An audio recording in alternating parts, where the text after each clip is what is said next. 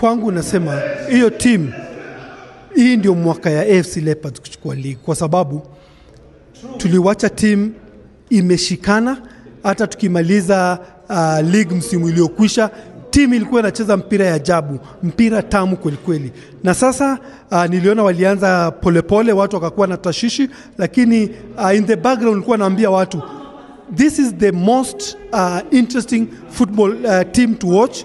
Nimewatch game ya FC na Posta, nimewatch game ya FC na KCB.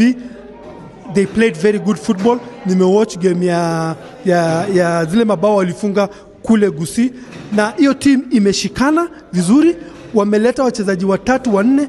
The first 11 ina changes kama 2-3 peke yake. Hiyo team imekaa pamoja karibu miaka 3 miaka 4, na kuhakikishia hiyo ni moto wa kuotea mbali. Hii ndio mwaka yetu. Nina hakika FC kusipokuwa na mvutano ya kijinga watu wanaleta, hii ndio mwaka FC itachukua league. Na itachukua league sababu tuna chairman mzuri, tuna coach mzuri. Tutachukua league kwa sababu tuna timu nzuri imekaa pamoja na wachezaji wameshajuana. Asante. Mashabiki wa FC naambia watulie.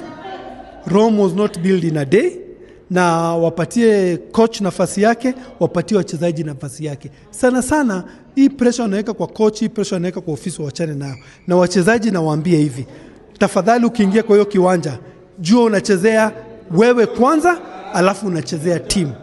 Na ni vizuri sana ukipigania team, sababu kuna leo na kesho.